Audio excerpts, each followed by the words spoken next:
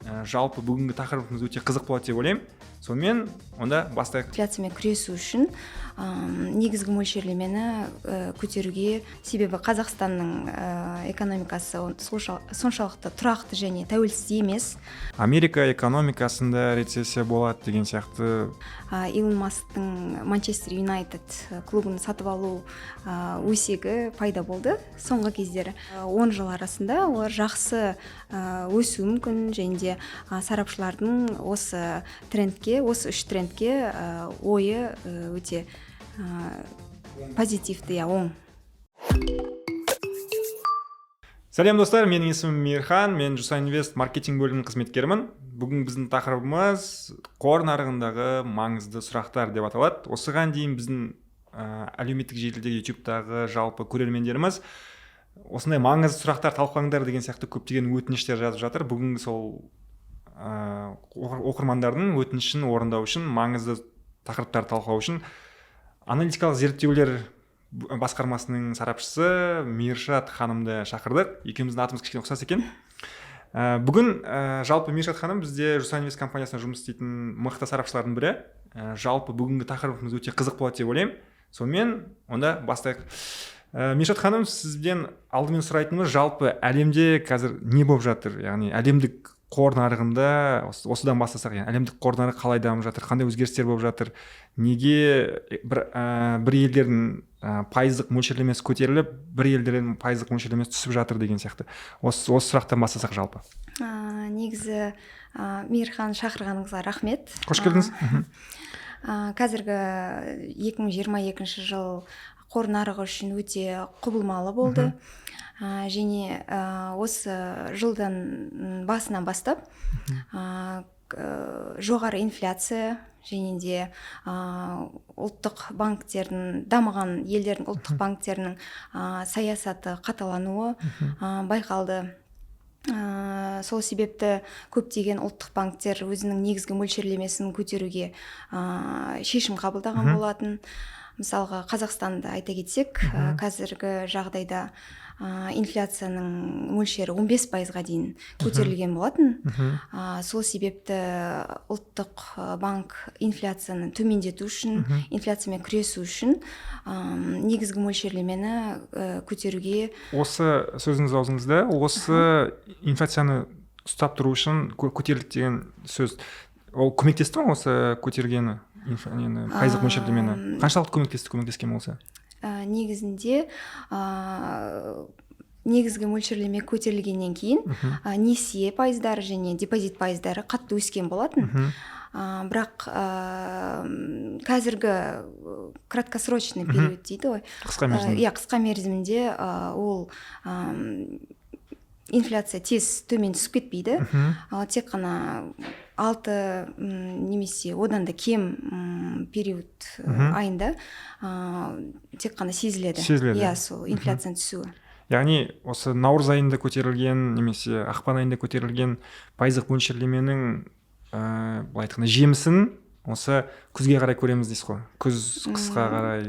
Күзге қарай уже результаттары көріну керек. Онда жақсы екен. Онда жаздың өтіп жатқанына өкінбей, кішкене күздің келгеніне қуанатын. Бірақ қазіргі жағдай негізі дамыған елдердің экономикасына байланысты.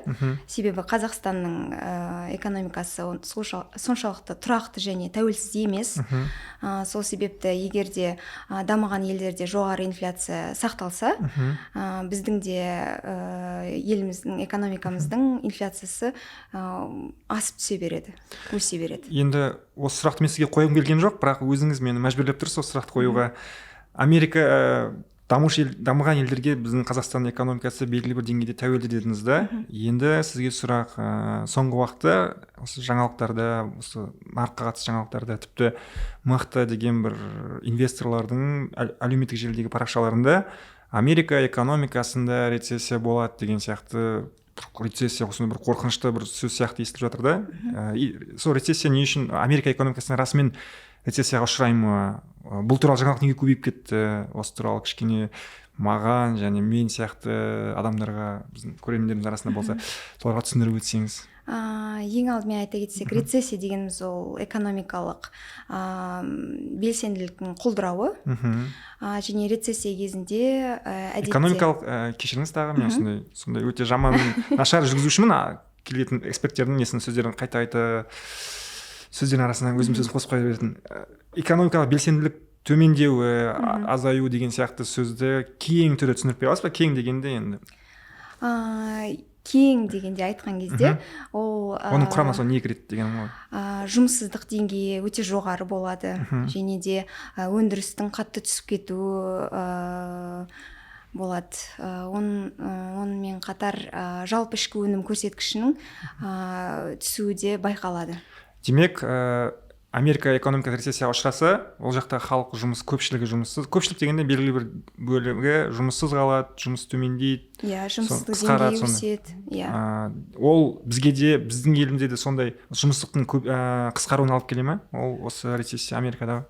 Біздің Қазақстан нарығы тікелей осы дамыған елдердің нарығына байланысты, негізі әлемдік нарыққа байланысты. Сол себепті әсер етеді деп ойлаймын. Әсер етуі мүмкін. Әсер етуі мүмкін. Егер басқа елдерде жұмыс қысқарып жатса, бізде де белгілі бір деңгейде жұмыссыздардың саны көбейеді. Белгілі бір деңгейде әсер етеді, мысалға индекс кассесін айтатын болсақ, ол осы жылдың басынан бастап S&P 500 америкалық индексін қайталап келеді. Осы жағдайда айтқанда ол тікелей байланысты көрсетіп тұр. Және жылдың басынан бастап ол 20%-ға дейін түсіп кеткен болатын. Біздің подкастымыз өте нашар жаңалықтармен ақпараттар басталғанда енді негізі біз кінәлі емеспіз, бірақ соны талқылап өттік деп ойлаймыз. Енді тағы да мен қойғым келген сұрақтарды өзіңіз мәжбүрлеп жатырсыз. Енді тағы да қор нарығындағы дағдарыс кезінде инвестор не істеуге, яғни сіз осыған дейін айтып жатырсыз, рецессияға ұшырауы мүмкін, жұмыссыздар саны көбейеді деп. Ол белгілі бір деңгейде тағы дағдарысқа алып келеді, экономиканың дағдарысқа. Сол дағдарыс кезінде инвестор не істеу керек? Яғни біздің негізгі көрермендеріміз, олар осы кассаде, AX-та немесе басқа да шетелдік биржаларда сауда жасайтын инвесторлар. Сол инвесторларға не кеңес бересіз? Не істеу керек олар осындай дағдарыс кезінде? Қай секторларға қызыққан дұрыс, немесе акциясын бірден сатсын ба, әлде ұстасын ба, өзінде қалай? Ең басты айтатын жайт ол белгілі бір қорларды немесе акцияларды сатып алмас бұрын әр инвестор өзінің жеке стратегиясын жасау керек, құру керек. Себебі мысалға әр инвестордың өзінің тәуекелге деген төзімділігі әртүрлі болуы мүмкін, немесе инвестициялау мерзімі әртүрлі болуы мүмкін. Сол себепті сол өзінің стратегиясын құрып, содан кейін ғана акцияларды таңдау керек. Ең бастаушы инвесторларға қорғау секторіндегі акцияларды ұсынуға болады, себебі олардың тұрақты өсуі және де кейбір тұрақты компаниялардың жақсы дивидендтер төлеуі, соның барлығы осы қорғаныс секторлардың акцияларын өте көмектеседі. Осы, яғни кез келген мысалға осы рецессия туралы жаңалықтар көбейіп жатқан кезде адам өзінің портфеліне қарап стратегиясын жаңартып алып, немесе сол өзінің стратегиясы дұрыс деп есептесе, соны әрі қарай күшейте берген дұрыс деп есептейсіз ғой негізі. Солай деуге болады. Енді бізде жаңа осы қор нарығына туралы ақпараттар бастадық, енді мәліметтер тақырыптар талқылап. Биржада осындай ликвидный акциялар деген бар ғой, жаңа өтімді акциялар. Сол қандай акциялар өтімді болады, неге оларға жаңағы өтімді сондай ликвидный акция деп ат қойған, солар бойынша кішкене айтсаңыз. Ликвидный акция дегеніміз сол нарықта инвесторлардың акцияға деген өзінің сұраныс деңгейін көрсетеді. Қаншалықты акция ликвидный болса, ликвидность жоғары болса, соншалықты инвесторлар осы компанияның акцияларына өте қызығушылығы мол. Егер де мысалға ликвидності төмен акциялар ол сатып алу немесе сату тапсырыстары Қиын. қиын болады. Және де болашақта ол акцияны сатуда сату мерзімі де ұзарады. Ал не нәрсе сол компанияның өтімділігіне, ликвидностіне әсер етеді? Мысалға, қандай бір компания, мысалы бір зауыт дейікші, сол бір белгілі бір өнімді өндіреді, ол жаңа акциялар сататын болса нарық биржада, оның акциялары өтімді болу үшін ол компания қандай болу керек? Өтімді болу үшін ол компанияның тұрақты болу керек, және де өзінің қаржы есебін уақытында жариялау керек. Уақытында жариялап, позитивті, көбінесе тұрақты өсуін көрсету керек. Сол кезде инвесторлердің негізі қызығушылығы осы компанияның акцияларына өседі. Түсінікті. Осы жерде біз қазір өтімді акция туралы айтып жатырмыз ғой. Осы жерде бізде Жусан инвестте Harmony деген пиф бар. Яғни осы соңғы уақытта өте тұрақтылық көрсетіп, жақсы табыс көрсетіп келе жатқан біздің пифтардың бірі. Жусан инвест қосымшасына кіріп, сол пифпен жақынырақ танысып, соны алда келе жатқан осындай бір қаржы дағдарысынан өзіңізді сақтау үшін жақсы қорғаныс құралы ретінде айтуға болады ғой Harmony пифін. Болады, Болады, солай деп айтуға. Жақсы. Онда біз келесі сұраққа көшсек, осы ақырындап қор нарығы туралы сұрақтарды бастап жатырмыз.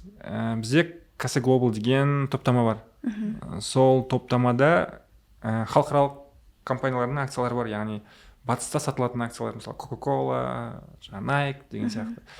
Сол акциялар, мысалы Қазақстанда Kase Global'да осы жергілікті нарықта сұранысқа ие болып, көпшіліктің қызығушылығына ие болса, ал бірақ батыста сол акцияның сұранысы төмендеп, оны көпшілік инвестор сата бастаса, яғни екі жақта екі түрлі көзқарас пайда болған кезде, оның бағасы қалай өзгереді сол акцияның? Ең басты айта кететін жайт, ол әр акция әртүрлі нарықтарда сатылуы мүмкін. Және де көбінесе олардың бағалары бір-біріне ұқсас. Бірақ кейбір кездері ол акциялардың бағалары кішкене бір-бірінен өзгере бастайды. Оның себебі мысалға сауда-саттық уақыт айырмашылығы болуы мүмкін, немесе кейбір жаңалықтарды әсер етуі мүмкін. Бірақ көбінесе нарық өзі ретте болады. Өзі ретте болады ол бағаларын. Бір-біріне ұқсас қылады. Жақындатады бір-бірінің бағаларын, жақындатады. Өте түсінікті. Сосын тағы бір бізде осы менің сұрағым емес, енді бұл осы әлеуметтік желіде біздің бір қойған көрерменіміздің сұрағы, осылай сұрақ қойыпты. Акция сатып алуға онша сенім болмаса дейді. Яғни бір акция қызығып тұр да ол, мысалы біздің бір көрерменіміз қызығып тұр, бірақ енді адамда сыни көзқарас болады ғой. Мүмкін мен алғаннан кейін түсіп кететін шығар. Мысалы бізде көлігі бар кісілердің арасында сөз бар да, мен көлігім жуған күні жаңбыр жауып кетеді деген сияқты. Яғни мен акцияны сатып алған кезде бірден түсіп кете ма деген сияқты қорқыныш болса, сондай кезде сіз не кеңес бересіз сондай инвесторларға? Яғни акцияны алғысы келіп тұр, бірақ кішкене қорқынышы бар. Яғни мен алсам түсіп кете ма деген сияқты. Осындай қорқыныш жеңу үшін сіз қандай кеңес бересіз? Негізі қазіргі уақытты айта кететін болсақ, қазір өте қор нарығы өте осындай кезде қорғаныс секторіне назар аударуды біз кеңес береміз. Себебі олардың акциялары өте тұрақты, және де оның көрсеткіштері де жақсы. Сол себепті соларды таңдауға болады. Немесе мысалға қазір Украинада болып жатқан жағдайға байланысты, егер де ол жағдай шиеленіп кетсе, қорғаныш немесе ғарыш секторының акцияларына да назар аударуға болады. Егер Украинадағы шиеленіс әрі қарай жалғаса берсе, қай секторлар сол соғыстан көп зардап шегеді, ал қай секторлар одан әрі немесе жақсы пайда алып келуі мүмкін, немесе тұрақтануы мүмкін? негізі осы Украинада болып жатқан жағдай бүкіл бүкіл экономиканың секторлеріне әсер етті. Осы Украинадан басқа да жоғары инфляция, федералды резерв жүйесінің несие саясатының қатайлануы, осының барлығы экономикалық секторлердің түсуіне әсер еткен болатын. Ең екі басты өсуін көрсеткен секторлар олар энергетикалық сектор және коммуналдық сектор болатын.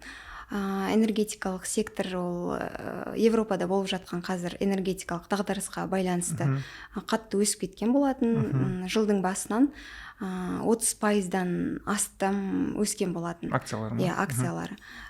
Бүкіл секторы. Ал коммуналдық секторы 5%-ға өскен болатын. Ал жаңа сіз ғарыш туралы айтып қалдыңыз да, ғарыш секторда егер жалғаса берсе, демек ғарыш секторда әрі қарай жақсы пайда алып келуі мүмкін ме осы? Егер де Украинадағы жағдай немесе Тайвань мен Қытай арасындағы шиеленіс күшейіп кетсе, онда осы сектордың компанияларына назар аударуға болады. Енді дағдарыс келе жатқаннан кейін біз барлығымыз барынша портфелімізді қорғауға тырысамыз ғой, белгілі бір дағдарыстан. 60-та 40 деген стратегия бар ғой, осы стратегия осы дағдарыс кезінде көмектесе ме? Мысалға кеше мен бір сайттан, РБК, қателеспесем РБК-дан Уолл-стриттағы инвесторлар әлі де осы 60-та 40 деген стратегияға сенетінін айтып жатыр да. Бұл осы кез келген дағдарыс кезінде шынымен көмектесе ме? Мысалға 60% акция, 40% облигациялардың несі портфельдің дағдарыстардан әлі де қорғайтынына қорғайды деп айта аламыз ба? Негізі портфельді әртараптандыру кезінде диверсифицировать деп айтамыз. Сол кезде негізі облигация, акция сатып алған жөн. Бірақ қазіргі уақытта осы жағдайға байланысты өте тәуекелді. Қатері көп плюс қауіп қатері да. Демек, ештеңені былай нақты сеніп айту қиын. Мысалға осы облигация алсаңыз, осы портфеліңізді қорғайды деп былай нақты айта алмаймыз. Ол өйткені нарықтағы жаңағы өзіңіз айтқан волатильность одан әрі қатты күшейіп жатқанына байланысты. Осы жағдайға байланысты оны нақты айту қиын. Ал 2000 осы пандемияға дейінгі жақсы көрсеткіш көрсеткен компаниялар пандемиядан кейін, яғни осы қазіргі уақытта да сол қалпына келді ма? Сол акциялар мысалы немесе пандемияға дейінгі мықты көрсеткіш көрсеткен компаниялар, сосын одан кейін ондай қалыпқа қайтып келе алмады ма ол акциялар, компаниялар? Мысалға туризм саласы өте қатты құлдырады негізі пандемия кезінде. Олар қазір кішкене болса да аяққа тұрып келе жатыр ма осы? Туризм, ұшақ тасымалы деген сияқты. Туризм саласы расымен де пандемия кезінде қатты құлдыраған болатын, бірақ соңғы кездері өсу трендінде байқауға болады. Бірақ қайтадан қайталаймыз, сол жоғары инфляция және де қазіргі геосаяси шиеленістердің кесірінен барлық секторлар қысын астында. Менде тағы осы акциялардың бағасына қатысты тағы бір сұрағым. Осы кейде қарап отырған кезде жаңалықтарды бір компания қаржы есебін жариялайды ғой, 90-дық немесе жарты жылдық немесе бір жылдық қаржы есебін жариялаған кезде кейде акциялар өсіп кетеді мысалға, немесе кейде түсіп кетеді. Мысалы Netflix-ке жақында қатты түсіп кетті ғой, қаржы несін жариялағаннан кейін. Соған жалпы қаншалықты әсер етеді? Негізі әсер еткен сол қаржы есебі ма соның акцияның түсуіне? Негізі ақпарат инвесторлардың көңіл-күйіне, шешіміне әсер етеді. Ол қаржы есебі болсын, немесе басқа жаңалықтар болсын, ол шешімді сол инвесторлардың қабылдауына байланысты өзгеріп тұрады. Кейде осындай бір жаңалықтар шығып жатады. мысалы осы белгілі бір компания, мысалы Netflix деп атасақ иә, Netflix өзінің қаржы есебін жариялағаннан кейін акциясы осынша процентке пайызға құлады, немесе Facebooktың 2021 жылға жариялаған қаржы есебінен кейін оның акциялары тағы құлады немесе өсті деген жаңалықтар бар да. Неге осы компаниялардың акциясы өсті немесе құлады деген жаңалық көбінесе осы қаржы есебін жарияланған кезде немесе жарияланғанға дейін шығып тұрады, және расымен де осы қаржы есебіндегі цифрлар сол акциялардың бағасына әсер ете ма? Жалпы айтқанда компанияға қатысты кез келген жаңалық ол инвестордың шешіміне әсер етуі мүмкін. Әсіресе осы қаржы есеп, компанияның қаржы есебі мысалға инвесторлардың акцияларын сатуға немесе сатып алуға деген негізгі себебі болуы мүмкін. Оған мысалға кейде осы болжайды ғой алдын ала есеп осындай шығу керек деген, сол болжам сәйкес келмей қалған кезде негізінде болжамдар сәйкес келмей қалған кезде акциялар әдетте қатты құлайды, төмендейді. Себебі мысалға кірістердің түсуі немесе компанияның сату көлемі азаю, оның барлығы инвесторлерді кішкене қорқыту мүмкін. Демек өткенде Netflix-ің сонда акциясының құлауына сол қаржы есебі жарияланған кезде оның подписка сатып алған кісілердің саны азайып қалды деген жаңалық естідім да. Негізгі себептердің бірі де сол болуы мүмкін оған. Ол бастапқы себеп болған болатын. Оның подписчиктерінің азаюы инвесторлардың сәйкес келмегені, инвесторлар оның акцияның құлдырауына себеп болды. Демек осындай бір компанияға қатысты позитив жаңалық немесе негатив жаңалық, ол компанияға міндетті түрде, яғни қазіргі осы әлеуметтік желінің заманында, YouTube-тың заманында, яғни қатты әсер етеді дейсіз ғой, яғни кез келген жаңалық, осы мысалға Илон Маск ауырып қалса мысалға да, енді оның денсаулығы жақсы болсын деп тілейміз, бірақ оның адам болғаннан кейін ауырып қалса, коронавирус жұқтырбаса, демек Тесланың акциялары да немесе соған байланысты кез келген компанияның акциясы құлауы мүмкін. Кез келген жаңалықтарда осы акциялардың өзгеруіне де себеп болады. Мысалға соңғы кезде Илон Масктың Манчестер Юнайтед клубын сатып алу өсегі пайда болды соңғы кездері. Сол кезде Манчестер Юнайтедтің клубының акциялары қатты өсіп кеткен болатын, бірақ соңында бұл жай өсек болып қалды. Және де Илон Масктың айтуы бойынша ол өтірік. Рас емес, Илон Маск сияқты адам негізгі саласы ешқашан спортпен байланыстырмағаннан кейін, бірақ ондай жақында біз әлеуметтік желіге ешқандай қатысы жоқ болса да, бірақ Твиттерді сатып аламын деген кезде де біраз шу шығарғаны есімізде. Жалпы өте жақсы кісілер бір Илон Маск деген. Енді тағы бір сұрағымыз, болашақта қай салалар трендке айналады? Яғни біздің соңғы сұрақтарымыз бірі, яғни біз әлеуметтік желіде өте көп келетін сұрақтар қатарында осы бар да, яғни адамдар бірден 10 жыл, 20 жылға секіргісі келеді, алды қарай көргісі келеді. Яғни сіз сарапшы ретінде қандай инсайттардан хабарыңыз бар, мысалы, яғни қай салаларға біз ақшамызды жинай берейік, яғни қандай сала, мысалы, телемедицина ма, немесе блокчейн ба, қайсысы? Осы 10 жыл аралығында сарапшылар болжам бойынша мета әлемі деген саласы үлкен өсім көрсетуі мүмкін. Мета әлем деген сол виртуалды өмірдегі қарым-қатынастарды құру, немесе сол виртуалды әлемде өмір сүру деген оның ең негізін қалаушы, ол мета платформасы Facebooktың компаниясы. Instagram, WhatsApp. Соның компанияның сол мета платформасының негізін қалаушысы болады. Осы Facebooktан басқа, метадан басқа, мысалға Nvidia компаниялары осы мета әлемін құруға өз үлесін қосуы мүмкін. Цукербергпен бірге ма, немесе бөлек жасап отыр ма олар? Кейбір кездер коллаборация, кейбір кездер өздері де жасауы мүмкін.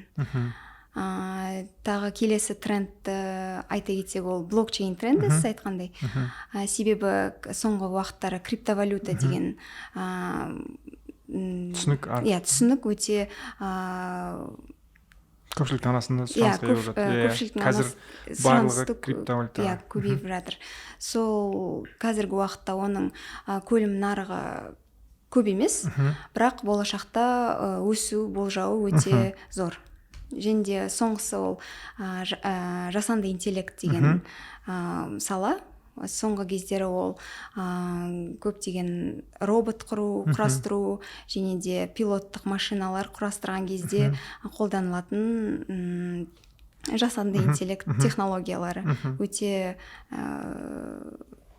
маңызы өсіп келе жатыр. Осы үшеуін айтасыз ғой: блокчейн, мета және жасанды интеллект.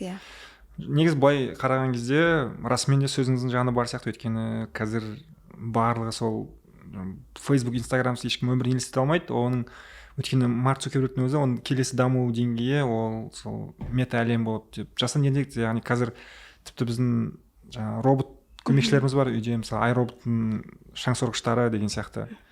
Ал криптода, яғни адамдардың барлығы ақшасын, мен 10 танысымның бір екеуі немесе криптовалютамен айналысқысы келеді, немесе сатып алу керек еді осының акциясын деп қояды. Яғни арзан кезінде деп ше, қымбаттап кетті ғой негізі. Биткоин несіне келетін болсақ.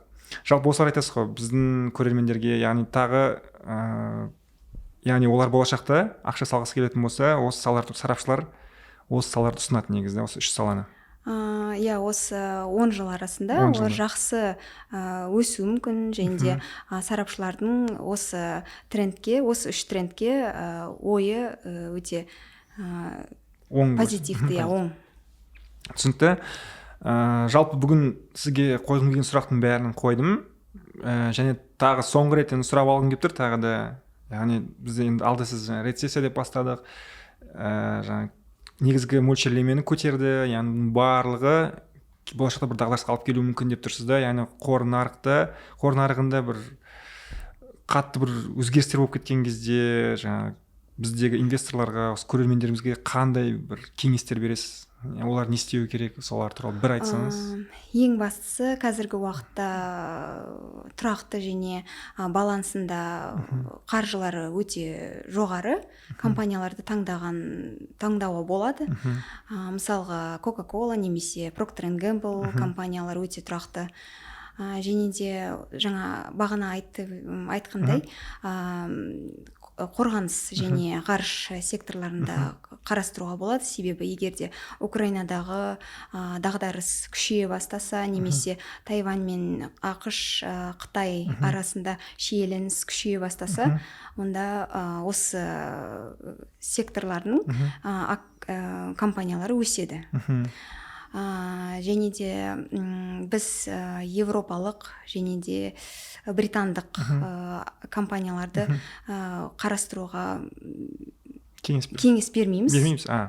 Себебі қазіргі Ресеймен қарым-қатынасының бұзылуы Европада энергетикалық кризистің ұшырауына себеп болып тұр. Сол себепті еврода, фунт стерлингті әлсізденіп жатыр. Сондай-ақ технологиялық секторлерге назар аударсақ болады. Себебі соңғы жақында ақш-та чиптар туралы заң қабылданған болатын. Осы чиптар туралы заң ол жарты микросхемалар секторын қолдауға мүмкіндік береді. Сол үшін мемлекеттен $50 миллиард бөлінген болатын. Және де осы секторге жаңа серпін бергендей болды. Және соңғысы айтатын ол шикізат секторы. Негізі ол жылдың басынан бастап қатты өскен болатын, бірақ соңғы кездері Уолл-стрит сарапшыларының айтуы бойынша жылдың соңына дейін осы сектор қайтадан тағы бір өсуі мүмкін. Тағы бір рет қатты өсуі мүмкін дейді. Сол себепті осы секторды көп рахмет. Біздің көрермендеріміз Миршат ханым айтқан кеңестерді жақсылап тыңдап алды, және соны болашақта өздерінің портфельдерін жасаған кезде қолданады деп үміттенемін. Бізде осымен біздің бүгін подкастымыз тамам. Біздің подкасттың соңғы айтарымыз Жусан Инвест қосымшасын көшіріңіздер және сол жақты өзіңізге ұнаған бүгінгі Мершат ханым ұсынған секторларға немесе компанияларға акциясын сатып алып өзіңіз табысыңызды арттырыңыз. Қолыңыздан келгенше портфеліңізді қорғауға тырысыңыз. Оған да бүгін Мершат ханым айтқан кеңестер көмектеседі деп үміттенеміз. Мершат ханым, сізге көп рахмет келгеніңіз үшін. Шақырғаныңыз үшін рахмет. Сізді тағы да болашақта көп шақырамыз деп үміттенемін. Сонымен достар, бүгін осымен тамам. Келесі кездескенше аман сау болыңыздар.